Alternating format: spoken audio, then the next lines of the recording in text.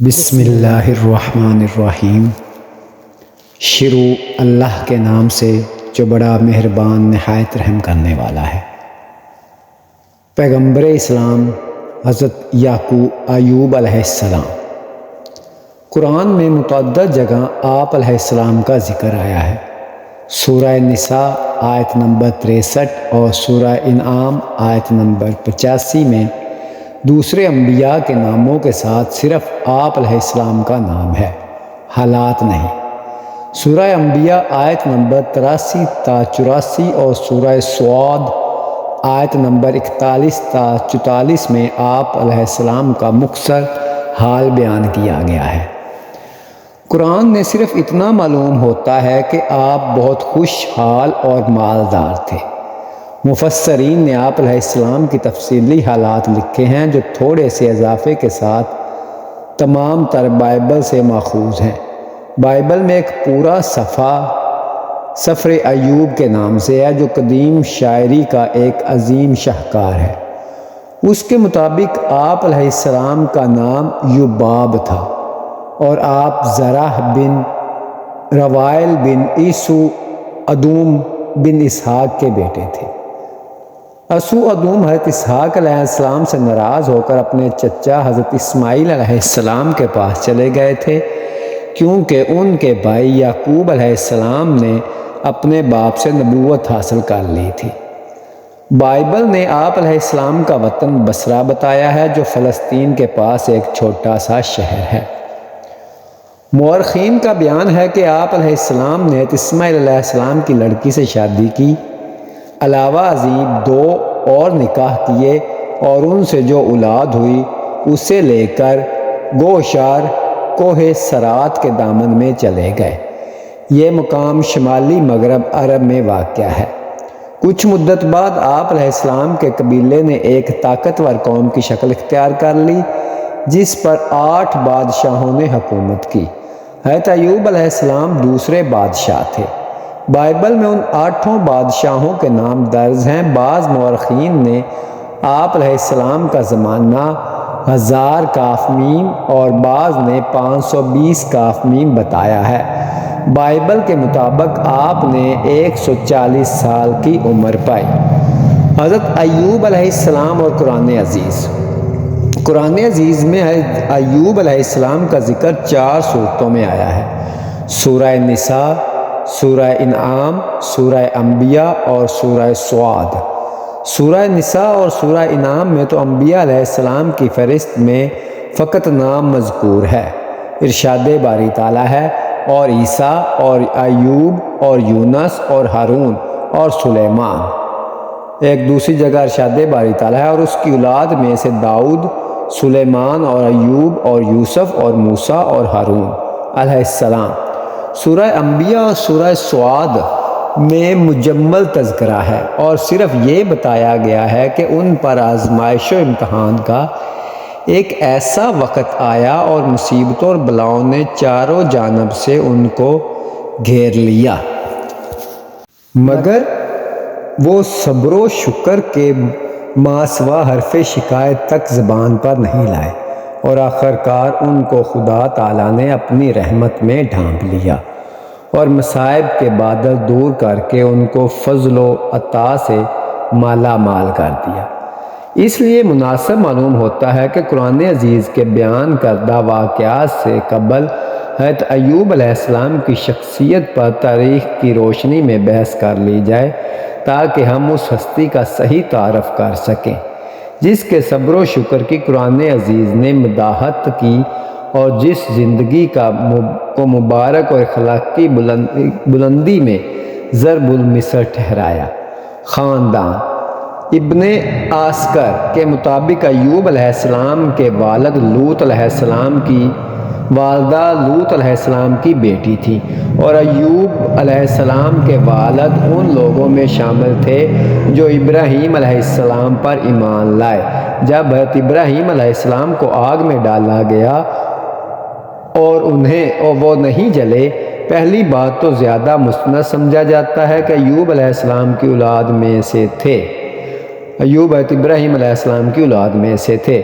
قرآن میں اللہ فرماتا ہے ترجمہ: اور ہم نے ابراہیم کو اسحاق اور یعقوب بخشا، ہم نے سب کو ہدایت دی، اور اس سے پہلے ہم نے نوح کو ہدایت دی، اور اس کی اولاد میں سے داؤد، سلیمان اور ایوب اور یوسف اور موسیٰ اور ہارون علیہ السلام ہیں، اور اسی طرح ہم نیکوکاروں کو بدلہ دیتے ہیں۔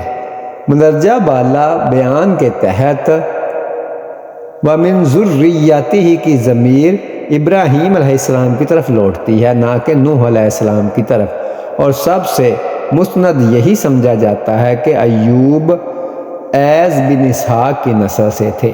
ایوب کی اہلیہ کا نام لیہ بنت یعقوب تھا، بعض روایات کے مطابق رحمت بن افرائیم تھا، اور بعض کے مطابق لیہ بن مناسبن یوسف بن یعقوب تھا، اور لیہ بن مناسی سب سے مستند سمجھا جاتا ہے۔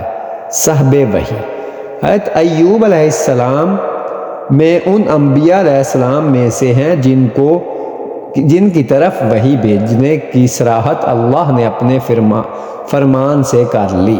ترجمہ: اور ہم نے محمد صلی اللہ علیہ وسلم کی طرف وحی بھیجی جیسے ہم نے وحی بھیجی نوح علیہ السلام پر اور ان انبیاء پر جو اس کے بعد آئے، اور ہم نے وحی بھیجی ابراہیم علیہ السلام پر اور اسماعیل علیہ السلام پر اور اسحاق علیہ السلام پر اور یعقوب علیہ السلام پر اور اس کی اولاد اور عیسیٰ علیہ السلام پر اور ایوب علیہ السلام پر اور یونس علیہ السلام پر اور ہارون اور سلیمان علیہ السلام پر، اور ہم نے داؤد علیہ السلام کو زبور دی۔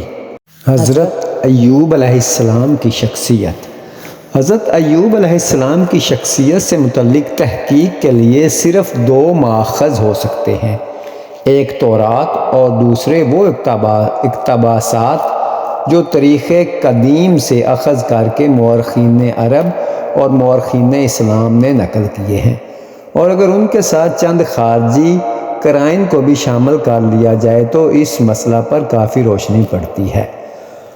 حضرت ایوب علیہ السلام کے متعلق سب سے قدیم شہادت سفر ایوب کی ہے، یعنی وہ صحیفہ جو مجموعہ تورات میں ایوب علیہ السلام کی جانب منسوب ہے، اور جس میں ان کی حالات طیبہ کے متعلق تفصیلی حالات درج ہیں۔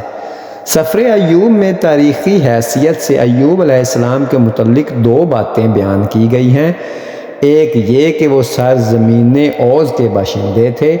اوز کی سرزمین میں ایوب نام ایک شخص کا تھا، وہ شخص کامل اور راست باز تھا اور خدا سے ڈرتا اور بدی سے دور رہتا تھا۔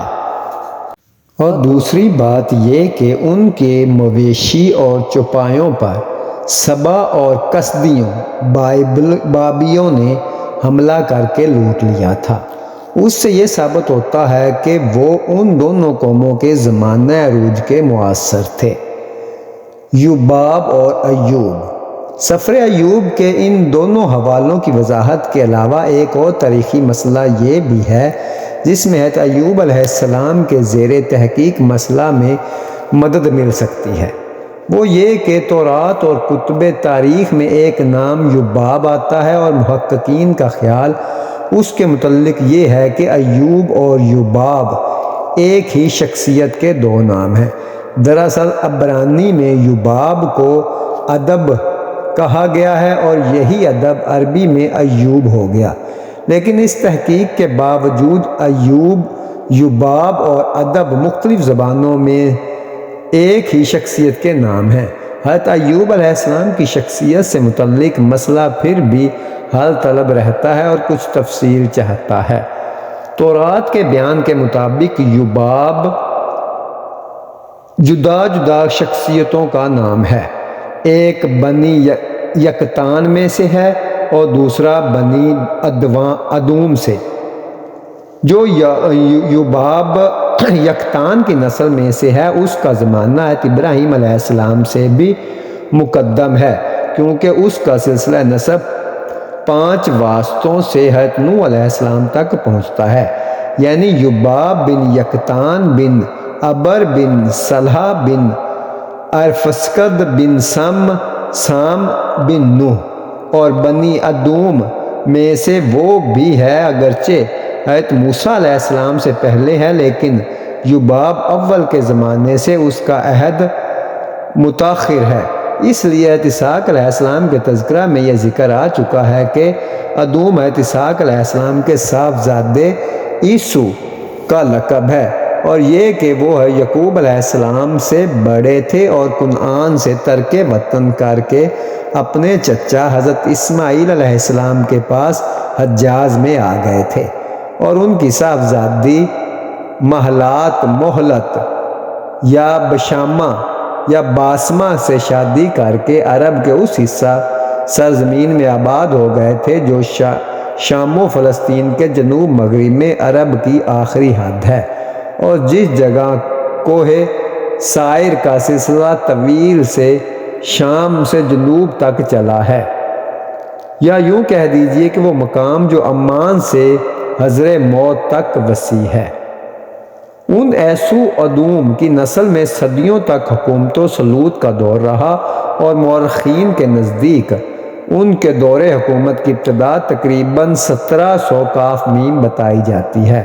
چنانچہ حضرت موسیٰ علیہ السلام کے زمانے میں جب بنی اسرائیل مصر سے واپس آئے تو اس وقت بھی بنی ادوم شعیر سائر پر حکمران تھے، تورات میں ہے۔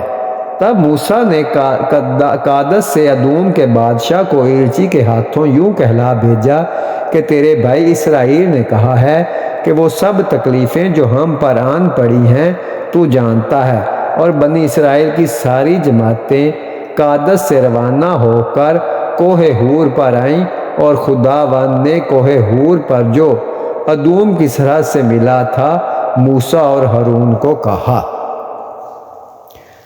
بنی ادوم کے ان حکمرانوں کی جو فہرست تورات میں مذکور ہے، اس سے یہ ظاہر ہوتا ہے کہ بنی اسرائیل پر ساؤل طالوت کی وسیع حکومت سے پہلے، جس کی وسعت خطہ ادوم تک پہنچی، جو 1000 کاف میم میں قائم ہوئی تھی، 8 حکمران برسر حکومت رہ چکے تھے، اور ان میں سے دوسرے حکمران کا نام یباب بن زارع تھا۔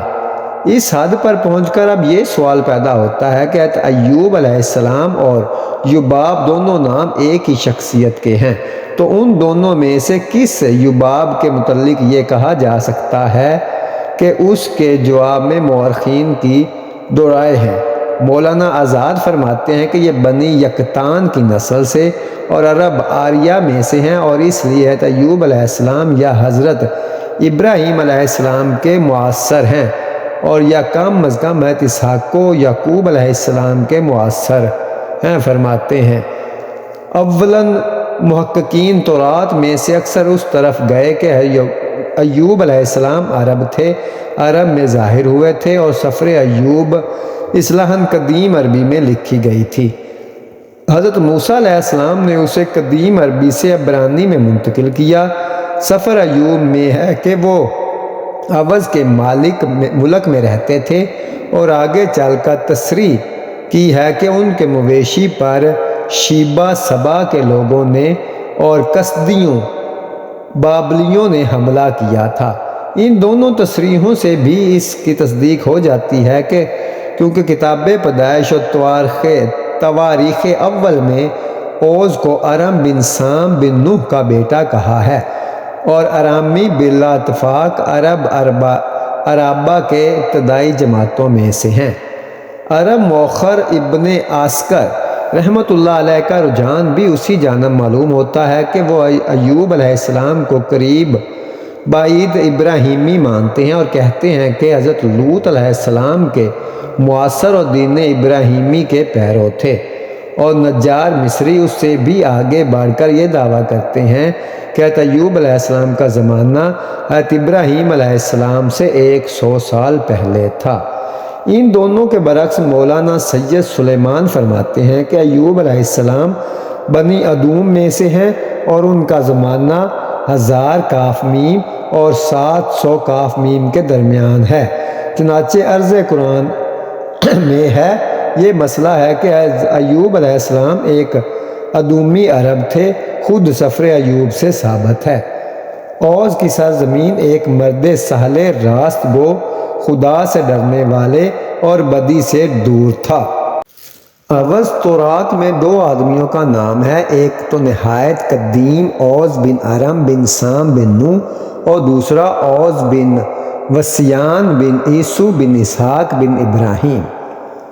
بلا اتفاق اہل کتاب اس سے اوز ثانی مراد ہے۔ اوز کے بنی ادوم عرب ہونے پر ایک بڑی دلیل یہ ہے کہ سفر ایوب میں رفقائے ایوب کے جو مسکن بتائے ہیں، اول کے متعلق تو اچھی طرح معلوم ہے کہ وہ مملکت ادوم کا ایک مشہور شہر تھا۔ زمانہ کے متعلق یہ بھی فیصلہ اس لیے آسان ہے کہ کلدان اور سبا ان کا اس میں ذکر معاصرت ہے۔ سبا کا عروج 1000 کاف میم میں ہوا اور قدانیہ کا اختتام 700 کاف میم میں۔ ان دونوں کا مشترکہ عہد 1000 کاف میم سے 700 کاف میم تک ہے، اس لیے ان دونوں زمانوں کے حدود میں کہیں حضرت ایوب علیہ السلام کا عہد قرار دینا چاہیے۔ یہ بات عجیب ہے کہ زمانہ کے تعین میں دونوں حضرات سبا اور قدانیوں بابلیوں کی معاصرت کی سند پیش فرماتے ہیں، مگر نتیجہ جدا جدا نکالتے ہیں اور ایک دوسرے کے متضاد فیصلہ دیتے ہیں۔ سید سلیمان ندوی صاحب کی تائید مشہور مورخ یعقوبی کے قول سے ہوتی ہے۔ وہ لکھتا ہے، یباب ہی ایوب صدیق بن زرع ہے۔ ان تفصیلات کے بعد ہمارا خیال ہے کہ بلا شبہ یہ صحیح ہے کہ یباب ہی ایوب علیہ السلام ہے، اور رائجہ یہ ہے کہ بنی یکتان میں سے نہیں بلکہ بنی ادوم میں سے ہیں، عہد ایوب علیہ السلام۔ البتہ زمانہ کے متعلق سید سلیمان ندوی صاحب کی تحقیق صحیح نہیں۔ ان کا یہ فرمان ہے کہ ایوب علیہ السلام کا عہد 1000 کاف میم سے 700 کاف میم کے درمیان ہے، غیر تحقیقی ہے۔ بلکہ صحیح و تحقیقی بات یہ ہے کہ ایوب علیہ السلام کا زمانہ حضرت موسیٰ علیہ السلام اور حضرت اسحاق و یعقوب علیہ السلام کے زمانے کے درمیان میں ہے، اور تقریباً 1500 کاف میم اور 1300 کاف میم کی حدود میں تلاش کرنا چاہیے۔ ہماری یہ تحقیق چند اہم قرائن پر مبنی ہے جو اس درجہ واضح ہیں کہ ان کو دلائل بھی کہہ دیا جائے تو بے جا نہیں۔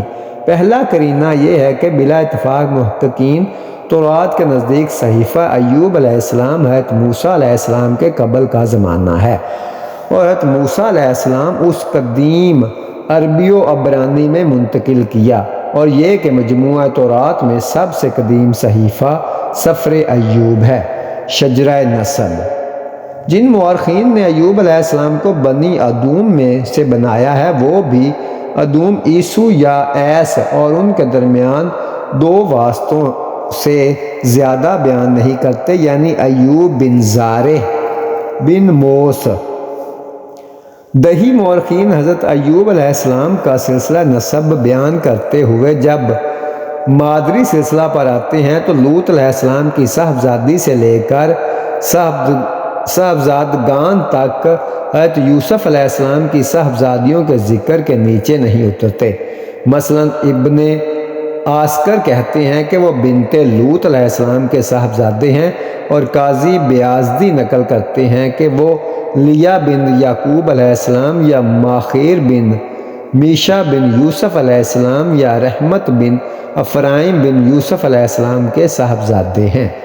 سید سلیمان ندوی صاحب نے اوز کا جو نسب نامہ نقل کیا، اس کے پیش نظر بھی حضرت ایوب علیہ السلام کا نسب نامہ اسی طرح بغیر کسی جرح و تنقید کے صحیح ہو سکتا ہے، یعنی یباب ایوب بن زارع بن اوز بن وسیان بن عیسو بن اسحاق علیہ السلام، اور اس سلسلہ میں اگرچہ عام مورخین کے بیان کردہ نسب نامہ سے صرف ایک نام دسیان کا اضافہ ہوتا ہے، تاہم اس میں یہ فرق نہیں پڑتا کہ ان کا زمانہ پیچھے ہٹ کر حضرت موسیٰ علیہ السلام کے زمانے سے بھی بعد ہو جائے گا اور 1000 کاف میم اور 700 کاف میم کے درمیان پہنچ جائے گا۔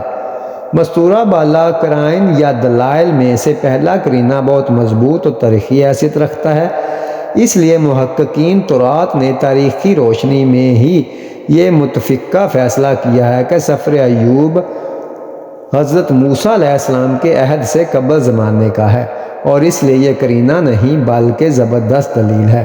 اور دوسرا اور تیسرا قرینہ اگرچہ ناموں کے تعین کے لحاظ سے قابل بحث ہو سکتا ہے، لیکن اس میں کوئی شبہ نہیں رہتا کہ تراث اور تاریخی نقول کا سلسلہ نسب کے متعلق یہ بیان ہے ایوب علیہ السلام کے نواسے، یوسف علیہ السلام کے نواسے یا حضرت لوط علیہ السلام کے نواسے ہیں، محض اتفاقی نہیں بلکہ کسی حقیقت پر مبنی۔ اور چوتھا قرینہ بھی یہ واضح کرتا ہے کہ ایوب علیہ السلام کا زمانہ موسیٰ علیہ السلام سے قبل ہونا چاہیے اور 1500 سے کاف میم سے 1300 کاف میم کے درمیان ہو سکتا ہے۔ امام بخاری رحمۃ اللہ کی بھی غالباً یہی تحقیق ہے، اس لیے انہوں نے کتاب الانبیاء میں انبیاء علیہ السلام کے متعلق جو ترتیب قائم کی ہے اس میں حضرت ایوب علیہ السلام کا ذکر حضرت یوسف علیہ السلام کے بعد اور موسیٰ علیہ السلام سے قبل کیا ہے۔ غلط فہمی کا ازالہ۔ ایوب علیہ السلام کے سلسلہ نسب میں تراث کے ناموں اور مورخین عرب کے ناموں میں کچھ اختلاف ہے، لیکن یہ نظر تحقیق یہ معلوم ہوتا ہے کہ وہ حقیقی اختلاف نہیں بلکہ ناموں کے متعلق اس قسم کا اختلاف ہے جو عموماً مختلف زبانوں میں منتقل ہونے کی وجہ سے کتاب کی تصحیف و تبدیل کی شکل میں پیش آتا رہتا ہے۔ یعنی تراث کا اوز اور عرب مورخین کا موس، اور اسی طرح تراث کا زارے اور مورخین کا زرا دونوں ایک ہی ہیں، البتہ جن بعض مورخین نے موس یا اموس کو ایوب اور زرا کے درمیان بیان کر دیا وہ صحیح نہیں۔ حافظ بن حجر نے یہ بھی تصریح کی ہے کہ بعض حضرات نے ایوب علیہ السلام کا نسب بیان کرتے ہوئے روم بن ایس کہہ کر ان کو بنی روم سے بتایا، یہ قطعاً بے اصل ہے۔ حضرت ایوب علیہ السلام اور علماء یہود و نصارہ۔ حضرت ایوب علیہ السلام کے بارے میں صحیح تحقیق کے بعد یہ واضح رہنی چاہیے کہ ایوب علیہ السلام کے متعلق علماء یہود و نصارہ کے درمیان سخت اختلاف ہے۔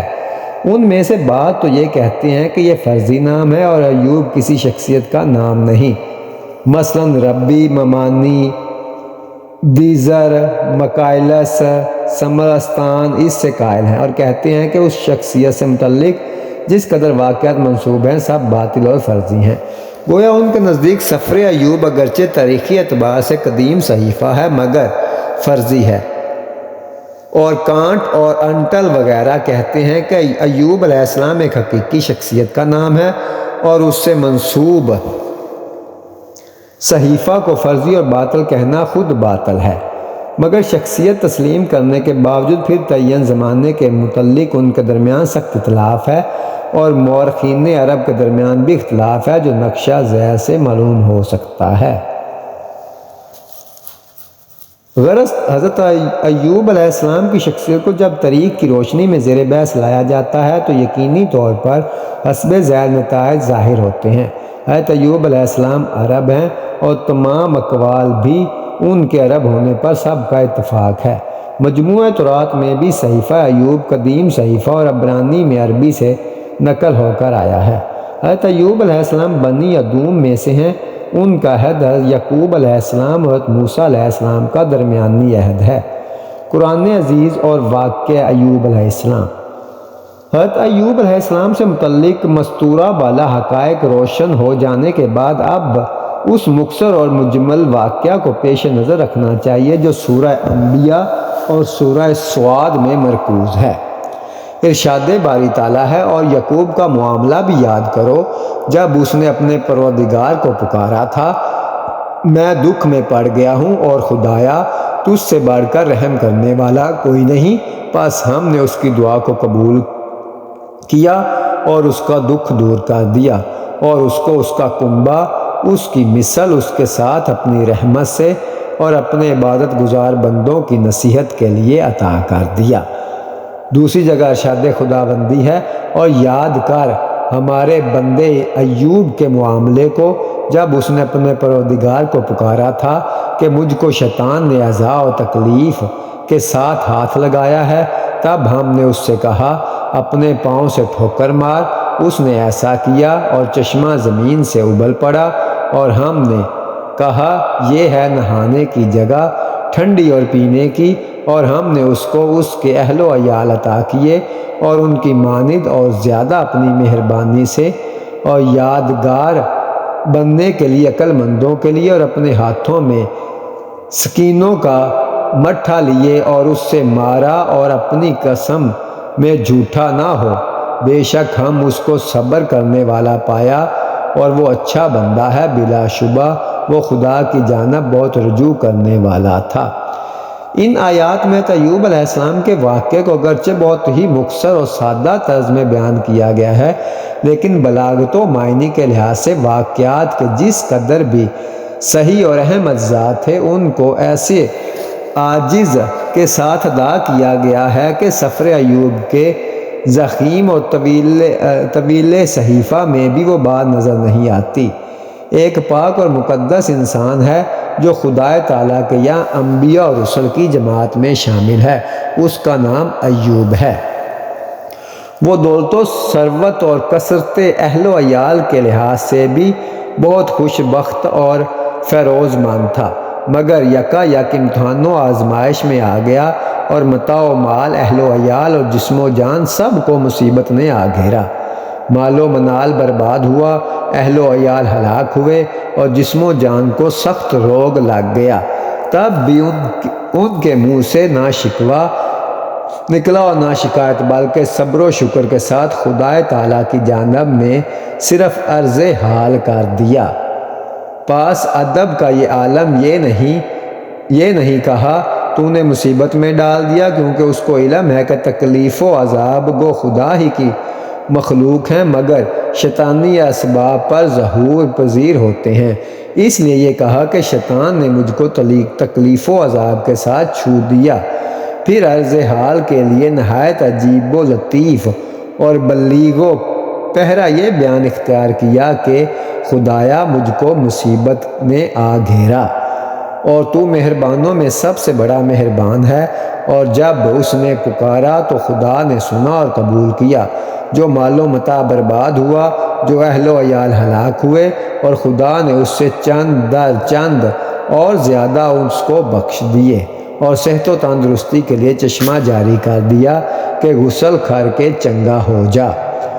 اور سب کچھ اسی لیے ہوا کہ رحمت اس کا ذاتی وصف ہے، اور تاکہ اہل بصیرت اور فرمان بردار بندے اس سے نصیحت و عبرت حاصل کریں۔ اور پھر حضرت ایوب علیہ السلام کے صبر و عبودیت کی تعریف کرتے ہوئے اس نے یہ کہا کہ ان کی عظمت کو چار چاند لگا دیے، اور اس میں کوئی شبہ نہیں کہ ہم نے ایوب کو بڑا ہی صابر پایا، وہ بہت ہی اچھا بندہ اور ہماری جانب ہر حال میں رجوع ہونے والا تھا۔ ان 4-5 آیات میں ایوب علیہ السلام کے جس واقعہ کا اظہار کیا گیا ہے، اس کے اعجاز کا اس سے اندازہ ہو سکتا ہے کہ ان ہی واقعات کو بیان کرنے میں سفر ایوب کی طویل 42 ابواب اور کئی سو آیات نے جگہ لی۔ چند تفسیری حقائق۔ اس مقام پر چند تفسیری حقائق کا بیان کر دینا بھی ضروری ہے جو حضرت ایوب علیہ السلام کے واقعہ سے خاص تعلق رکھتے ہیں۔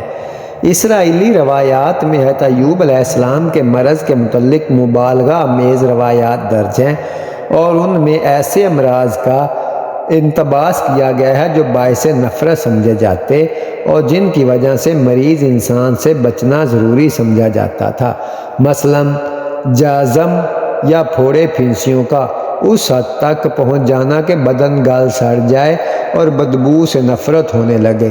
ان روایات کو نقل کرنے کے بعد بعض مفسرین نے یہ اشکال پیدا کیا کہ نبی کو ایسا مرض لاحق نہیں ہوتا جو انسانوں کی نگاہوں میں باعث نفرت ہو، اور اس کی وجہ سے وہ مریض سے دور بھاگتے ہوں۔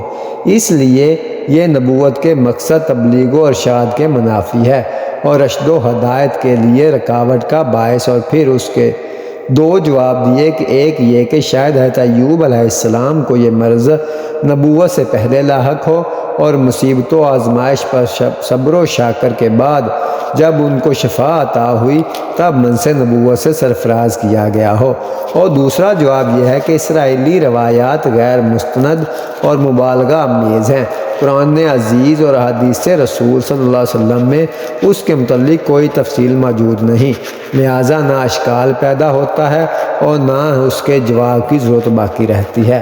محققین کی رائے یہی ہے اور یہی صحیح اور درست ہے، اور جب قرآن عزیز نے مرض کی کوئی تفصیل بیان نہیں کی اور تمام ذخیرہ حدیث سے اس کا ذکر سے خالی ہے تو اسرائیلی روایت پر بحث قائم کرنا فضول اور لغو ہے۔ پہلی نکتہ، اسرائیلی روایات میں ہے کہ اللہ تعالیٰ نے ایوب علیہ السلام کے آزمانے کے لیے ان کے مال و منال، اہل و عیال، حتیٰ کہ ان کے جسم پر بھی شیطان کو قابو دے دیا، اور محققین کہتے ہیں کہ ایوب علیہ السلام نے یہ بات پاس ادب کے طور پر فرمائی اس لیے کہ یہ حقیقت ہے کہ خدا کی جانب سے تو خیر ہی خیر ہے، اور جس شے کا ہم شر کہتے ہیں وہ ہماری نسبت سے شر ہے، ورنہ کائنات کے مجموعی مسائل کے لحاظ سے غور کرو گے تو اس کو بھی خیر ہی ماننا پڑے گا۔ ہماری زندگی اور ہمارے اعمال کی نسبتیں بعض چیزوں کو شر بنا دیتی ہیں، لیکن حقیقت کے اعتبار سے وہ بھی خیر ہی ہوتی ہیں۔ چنانچہ اس حقیقت کے اظہار کے لیے متقین کا یہ طریقہ ہے کہ جب ان کو بھلائی پہنچتی ہے تو وہ اس کی نسبت خدا تعالیٰ کی جانب کرتے ہیں، اور جب ان پر کوئی برائی حملہ کرتی ہے تو اس کو اپنے نفس کی جانب منسوب کر لیتے ہیں۔ چنانچہ قرآن عزیز میں ایک جگہ اس مضمون کو اس طرح ادا کیا گیا ہے۔ ارشاد باری تعالیٰ ہے، یہی حضرات کرام دوسری توجہ یہ کرتے ہیں کہ سورہ انبیاء میں حضرت ایوب علیہ السلام کا جو مقولہ بیان کیا گیا ہے تو اس سے وہ مرض مراد ہے جو ایوب علیہ السلام کو لاحق تھا، اور سورہ سعد کی اس آیت میں شیطان کی آزاد نصب اور عذاب سے وہ سواس و ہموم مراد ہیں جو اس کی جانب سے ان پر ہجوم کرتے اور آئی ہوئی مصیبت کی وجہ سے خدا تعالیٰ کی ناشکر گزاری اور جز و فرق پر آمادہ کرنے کے لیے حملہ آور ہوتے تھے۔ حضرت ایوب علیہ السلام کے صبر و استقامت اور انابت الہی کے پاک جذبات کو ٹھیس لگا کر ان کی روحانی اذیت و تکلیف کا باعث ہوتے تھے۔ حضرت ایوب علیہ السلام کے جسمانی مرض کے مقابلے میں بہت زیادہ پریشان کن بنتے رہتے تھے۔ اہل و عیال کی عطا کا جو ذکر آیا ہے، کیا اس سے یہ مراد ہے کہ اللہ تعالیٰ نے ایوب علیہ السلام کی صحت کے بعد ان کے ہلاک شدہ اہل و عیال کی جگہ پہلے سے زیادہ ان کے اہل و عیال میں اضافہ کر دیا، اور جو اہل خاندان منتشر ہو گئے تھے ان کو دوبارہ ان کے پاس جمع کر دیا؟ یہ مقصد ہے کہ ہلاک شدگان کو بھی شہد و اہل و عیال کی حیات تازہ بخش دی اور مزید عطا کر دیے۔ ابن کثیر رحمۃ اللہ علیہ نے حسن اور قتادہ سے یہی دوسری معنی نقل کیے ہیں، اور شاہ عبد القادر صاحب نور اللہ کی بھی یہی رائے ہے، اور امام رازی اور ابو حیان کا رجحان پہلے معنی کی جانب اور آیات میں دونوں معنی کی گنجائش ہے۔ سورہ سعد میں اور اپنے ہاتھ میں سینکوں کا مٹھا لے پھر اس سے مار اور قسم میں جھوٹا نہ ہو، تو یہ کس واقعہ کی جانب اشارہ ہے؟ قرآن عزیز اور حدیث صحیحہ میں تو اس کی کوئی تفسیر مذکور نہیں، البتہ مفسرین یہ کہتے ہیں کہ ایوب علیہ السلام کی ہر قسم کی بربادی کے بعد جب ان کی بیوی کے علاوہ کوئی ان کا غم گسار باقی نہ رہا تو نیک بیوی ہر وقت ایوب علیہ السلام کی تماداری میں مشغول اور دکھ درد کی شریک رہتی تھی۔ ایک مرتبہ اس نے ایوب علیہ السلام کی انتہائی تکلیف سے بے چین ہو کر کچھ ایسے کلمات کہہ دیے جو صبر ایوبی کو ٹھیس پہنچانے والے اور خدا تعالیٰ کی جانب میں شکوہ کا پہلو لیے ہوئے تھے۔ حضرت ایوب علیہ السلام کو برداشت نہ کر کے کر سکے اور قسم کھا کر فرمایا میں تجھ کو 100 کوڑے لگاؤں گا۔ جب حضرت ایوب علیہ السلام کی مدت امتحان ختم ہو گئی تو صحت یاب ہوئے تو قسم پوری کرنے کا سوال سامنے آیا۔ ایک جانب رفیق حیات کی انتہائی وفاداری، غم خواری اور حسن خدمت کا معاملہ، اور دوسری جانب قسم کو سچا اور پورا کرنے کا سوال۔ حضرت ایوب علیہ السلام سخت تردد میں تھے۔ اللہ تعالیٰ نے نیک بیوی کی نیکی اور شوہر کے ساتھ وفاداری کا یہ صلہ دیا کہ حضرت ایوب علیہ السلام کو حکم ہوا کہ وہ 100 تنکوں کا ایک مٹھا بنا لے اور اس سے اپنی رفیقہ حیات کو ماریں، اس طرح آپ کی قسم پوری ہو جائے گی۔ چوتھا نقطہ، سورہ سواد میں ابن کثیر رحمۃ اللہ نے اس کی تفصیل میں جو کچھ فرمایا اس کا حاصل یہ ہے۔ اللہ تعالیٰ نے حکم دیا کہ ایوب علیہ السلام اپنی جگہ سے اٹھو اور زمین پر ٹھوکر مارو۔ ایوب علیہ السلام نے ارشاد باری تعالیٰ کی تعمیل کی اور اللہ تعالیٰ نے ان کے لیے ایک چشمہ جاری کر دیا جس میں انہوں نے غسل کیا اور جسم کا ظاہری روگ سب جاتا رہا۔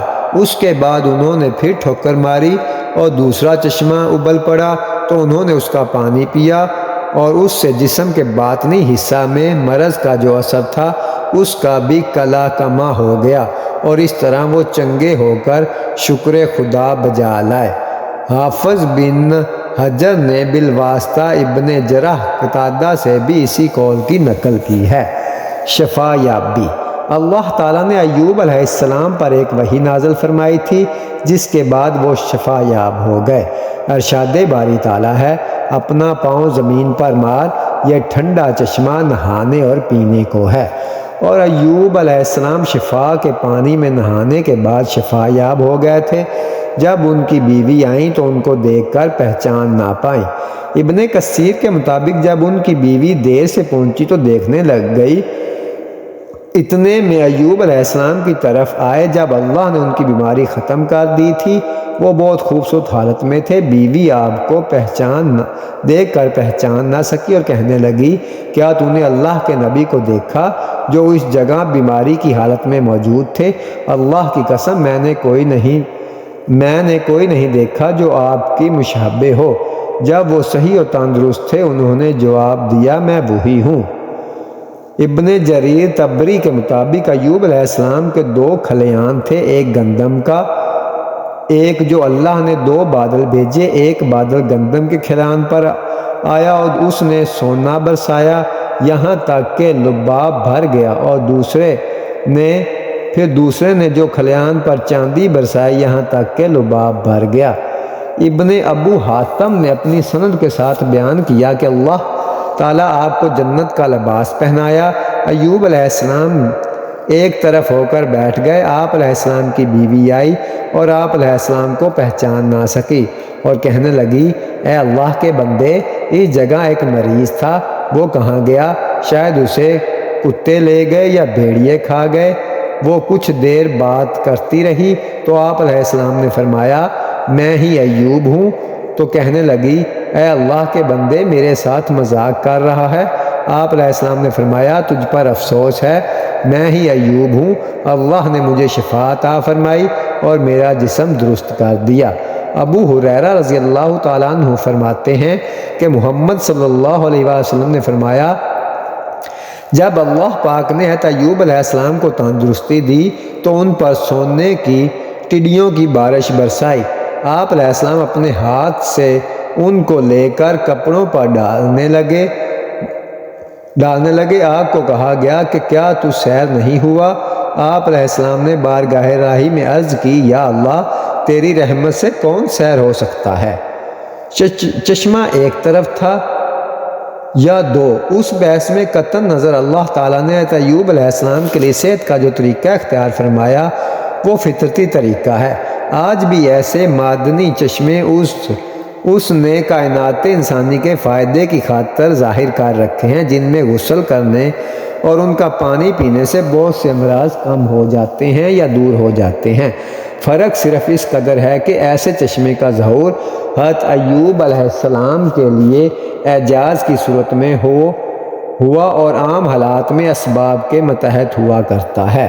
امام بخاری رحمۃ اللہ علیہ نے اپنی صحیح میں روایت نقل کی ہے کہ نبی کریم صلی اللہ علیہ وآلہ وسلم نے ارشاد فرمایا، حضرت ایوب علیہ السلام غسل فرما رہے تھے کہ اللہ تعالیٰ نے سونے کی چند ٹڈیاں ان پر برسائیں۔ ایوب علیہ السلام نے ان کو دیکھا تو مٹھی بھر کر کپڑوں میں رکھنے لگے۔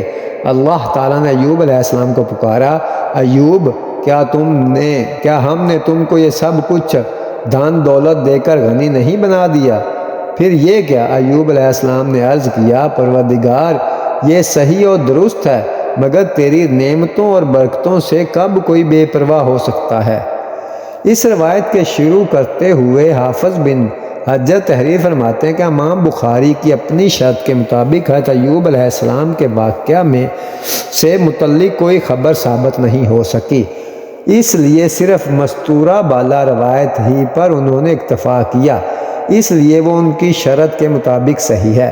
اس کے بعد حافظ بن حجر اپنی جانب سے فرماتے ہیں کہ اس سلسلہ میں اگر کوئی روایت صحت کو پہنچ سکی ہے تو وہ صرف حضرت انس رضی اللہ تعالیٰ عنہ کا ایک اثر ہے، جس کو ابن ابی حاتم اور ابن جریح نے روایت کیا ہے اور ابن حبان اور حاکم نے اس کی تصحیح کی ہے۔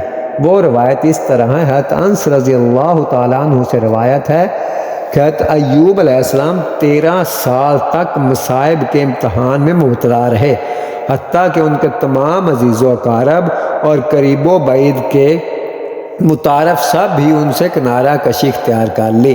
البتہ اعضاء میں ان کے 2 عزیز ضرور صبح و شام ان کے پاس آتے رہے۔ ایک مرتبہ ان میں سے ایک نے دوسرے سے کہا، معلوم ایسا ہوتا ہے کہ ایوب علیہ السلام نے کوئی بہت ہی بڑا گناہ کیا ہے، تب بھی تو اس کی پاداش میں ایسی سخت مصیبت کے اندر مبتلا ہیں۔ اگر یہ بات نہ ہوتی تو خدا ان پر مہربان نہ ہو جاتا اور ان کو شفا نہ ہو جاتی۔ یہ بات دوسرے نے حضرت ایوب علیہ السلام سے کہہ سنائی۔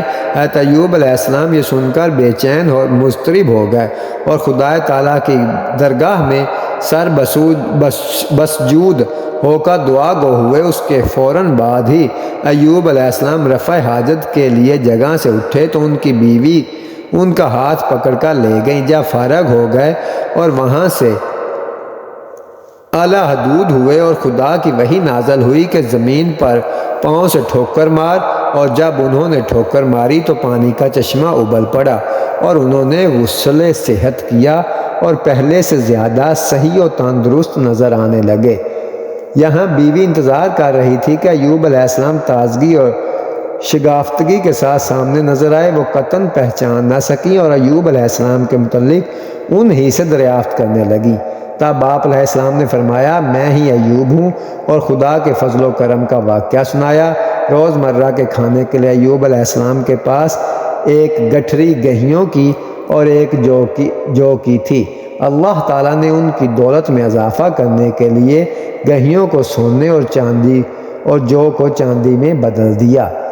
قریب اس قسم کا واقعہ ابن ابی حاتم نے حضرت عبداللہ بن عباس رضی اللہ تعالیٰ عنہ سے روایت کیا ہے اور مدت مصیبت کے متعلق وہب بن منبہ 3 سال بیان کرتے ہیں اور حسن نے 7 سال منقول کیے ہیں۔ اس میں کئی اقوال ہیں۔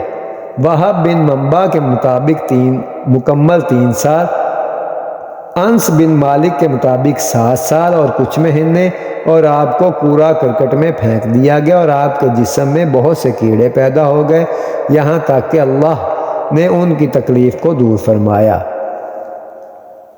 حضرت حمید کے مطابق 18 سال آپ اس مرض میں مبتلا رہے۔ اسماعیل بن عبد الرحمن الصدی فرماتے ہیں، آپ علیہ السلام کا گوشت گل سڑ گیا تھا، ہڈیوں اور پٹھے باقی رہ گئے تھے، اور آپ علیہ السلام کی زوجہ راکھ لا کر ان کے جسم کے نیچے بچھا دیتی۔ جب تکلیف کی مدت زیادہ ہو گئی تو آپ علیہ السلام کی بیوی نے کہا، اے ایوب، آپ اپنے رب سے دعا کریں کہ وہ اس تکلیف سے چھٹکارا عطا کریں اور آزمائش ٹال دیں۔ ایوب علیہ السلام نے جواب دیا، اللہ نے مجھے 70 سال صحت و سلامتی سے نوازا تو کیا میں 17 سال بیماری پر صبر نہیں کر سکتا؟ اللہ اکبر! تو آپ کی زوجہ رو پڑی اور لوگوں نے گھروں میں محنت و مزدوری کرتی اور اس کی جو کچھ مزدوری ملتی تو اس سے آپ علیہ السلام کے کھانے کا انتظام کرتی۔ سفر ایوب۔ ایسا معلوم ہوتا ہے کہ یہ اور اس قسم کی روایات کا ماخذ سفر ایوب سے منقول اسرائیلی روایات ہیں، اس لیے کہ اس صحیفہ میں ہی ایوب علیہ السلام کے متعلق یہ 2 باتیں خصوصیت سے درج ہیں جن کا ذکر قرآن عزیز میں موجود نہیں۔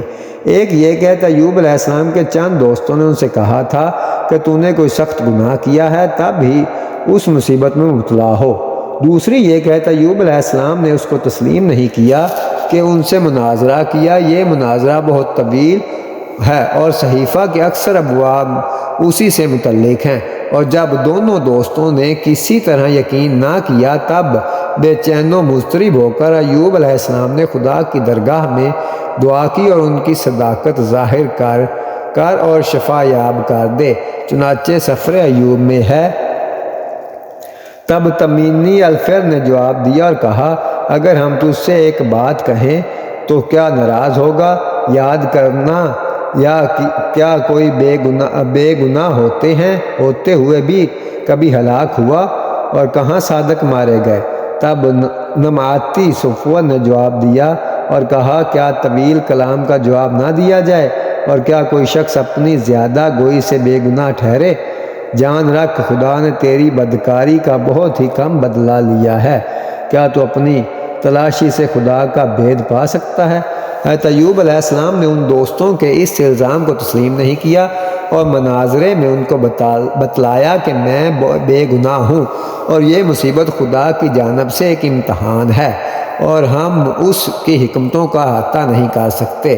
چنانچہ خدا تعالیٰ نے ایوب علیہ السلام کے کلام کی تصدیق کی اور ان کے دوستوں کو قصوروار ٹھہرایا، اور ایسا ہوا کہ جب خدا تعالیٰ ایوب علیہ السلام سے یہ باتیں کہہ چکے تو خدا تعالیٰ نے سے کہا کہ میرا غضب تجھ پر اور تیرے دونوں دوستوں پر بھڑکا ہے، کیونکہ تم نے میری بابت حق باتیں نہیں کیں جیسی میرے بندے ایوب نے کہیں۔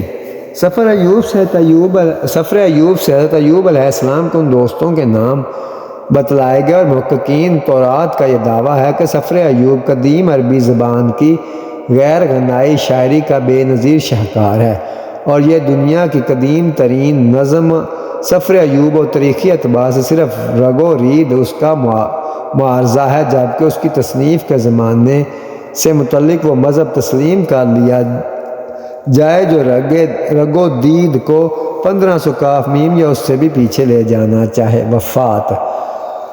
سفر ایوب میں ہے کہ ابتلائے نجات پانے کے بعد ایوب علیہ السلام 140 سال زندہ رہ کر انتقال کر گئے۔ بعد اس کے ایوب علیہ السلام 140 برس جیا اور اپنے بیٹے اور اپنی بیٹیوں کے بیٹے 4 پشت تک دیکھیں، اور ایوب علیہ السلام بوڑھا اور دراز عمر ہو کے مر گیا۔ ابن جری تربی اور دیگر مورخین کے مطابق وفات کے وقت ایوب علیہ السلام کی عمر تقریباً 93 برس تھی اور بعض کے خیال میں اس سے بھی زائد تھی۔ بصائر۔ حضرت ایوب علیہ السلام کے واقعہ میں صبر و ضبط، استقلال و استقامت اور مصائب و بلا میں شاکر و سپاس گزاری کے جو اسرار اور حکمتیں موجود ہیں وہ اہل بصیرت کے لیے درس عبرت ہیں۔ ان میں سے چند مستور ذیل ہیں۔ بندگان خدا میں جس کو خدا تعالیٰ کے ساتھ جس قدر تقرب حاصل ہوتا ہے اسی نسبت سے وہ بلا و مصائب کی بھٹی میں زیادہ تپایا جاتا ہے، اور جب وہ ان کے پیش آنے پر صبر و استقامت سے کام لیتا ہے تو وہی مصائب اس کے درجات تقرب کی رفت و بلندی کے سبب بن جاتے ہیں۔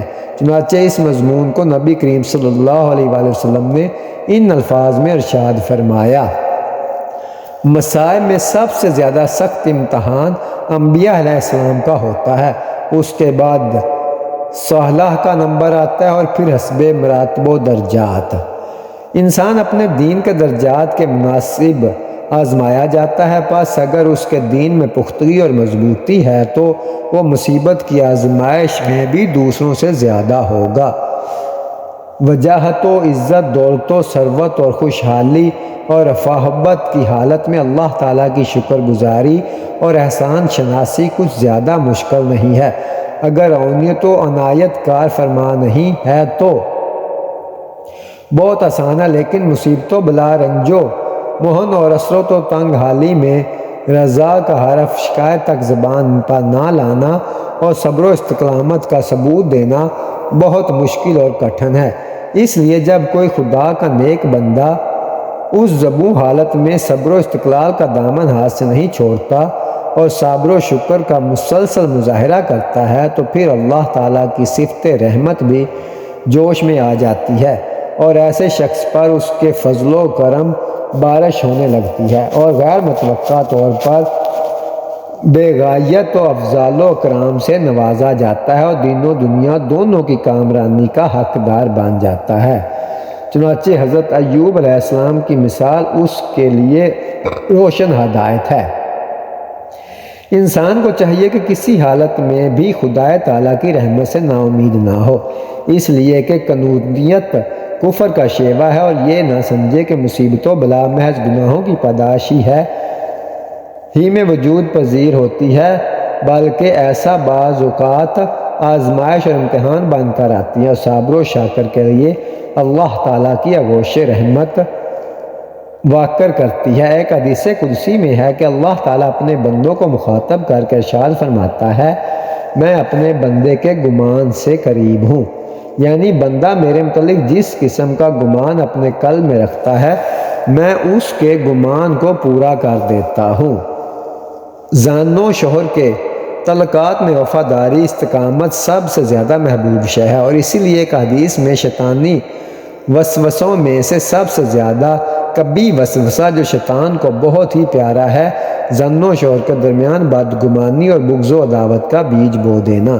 اس لیے صحیح حدیث میں اس عورت کو جنت کی بشارت دی گئی ہے جو اپنے شوہر کے حق میں نیکوکار اور وفادار ثابت ہو، اور اس کی وفا اور محبت کی قدر و قیمت اس وقت بہت زیادہ ہو جاتی ہے جب شوہر مصائب و آلام میں گرفتار ہو اور اس کے اعضاء و اقربا تک اس سے کنارہ کش ہو چکے ہوں۔ چنانچہ حضرت ایوب علیہ السلام کی زوجہ محترم مطہرہ نے ایوب علیہ السلام کے زمانہ مصیبت میں جس حسن و وفا، اطاعت و ہمدردی اور غم خواری کا ثبوت دیا، اللہ تعالیٰ نے اس کے احترام میں ایوب علیہ السلام کی قسم کو ان کے حق میں پورا کرنے کے لیے عام احکام قسم سے جدا ایک ایسا حکم دیا جس سے اللہ تعالیٰ کے یہاں اس نیک بی بی کی قدر و منزلت کا بخوبی اندازہ ہو سکتا ہے۔ عیش و راحت میں تواضع، شکر اور رنج و مصیبت میں ضبط و صبر دو ایسی بیش بہا نعمتیں ہیں جس شخص کو یہ نصیب ہو جائیں وہ دین و دنیا میں کبھی ناکام نہیں رہ سکتا اور اللہ تعالیٰ کی رضا اور خوشنودی ہر حال میں اس کی رفیق رہتی ہے۔ ارشاد باری تعالیٰ ہے، اور یاد کرو جب تمہارے رب نے تم کو آگاہ کیا، اگر شکر بجا لاؤ گے تو میں تمہیں اپنی نعمتیں اور زیادہ دوں گا۔ ایک اور جگہ ارشاد باری تعالیٰ ہے، اور خوشنودی کی بشارت سنا دو ان لوگوں کو کہ جب ان پر کوئی مصیبت آتی ہے تو کہتے ہیں ہم خدا ہی کا مال ہیں اور اسی ہی کی طرف لٹائے جانے والے ہیں۔ یہی لوگ ہیں جن پر ان کے پروردگار کی مہربانی اور رحمت اور یہی سیدھے راستے پر ہیں۔ قرآن مجید میں حضرت ایوب علیہ السلام کا ذکر مبارک 4 مرتبہ آیا ہے جن کی تفصیل درج ذیل ہے۔ حضرت ایوب علیہ السلام حضرت ابراہیم علیہ السلام کی نسل میں سے ہیں اور اکثر محققین کے نزدیک وہ عرب اور بنی ادوم عیسو میں سے ہیں، اور ان کا علاقہ بسینہ ہے جو دمشق اور زراعت کے درمیان واقع ہے، اور ان کا زمانہ راجہ قول کے مطابق حضرت یعقوب علیہ السلام اور حضرت موسیٰ علیہ السلام کا درمیانی عہد ہے۔ آپ علیہ السلام کی بیوی کا نام رحمت بتایا جاتا ہے۔ حضرت ایوب علیہ السلام کو اللہ تعالیٰ نے دولت و ثروت کی فراوانی اور کثرت اولاد کی نعمت سے نوازا تھا۔ آپ بے حد مخیر تھے اور غریبوں، مصیبت زدوں اور مہمانوں اور اجنبیوں پر بڑی شفقت فرماتے تھے۔ پھر یکا یک اللہ کی طرف سے ایوب علیہ السلام پر آزمائش آ گئی اور متاع و مال، اہل و عیال اور جسم و جان سب آزمائش خداوندی میں آ گئے۔ مال اور اہل و عیال سب ہلاک ہو گئے اور جسمانی طور پر بیماری لاحق ہو گئی، لیکن آپ علیہ السلام نے پھر بھی کوئی شکوہ نہیں کیا اور نہ ہی حرف شکایت زبان پر لائے، بلکہ خدا کی آزمائش پر صبر و شکر کرتے رہے۔ ایک روایت کے مطابق 13 سال تک حضرت ایوب علیہ السلام مصائب اور امتحان میں مبتلا رہے۔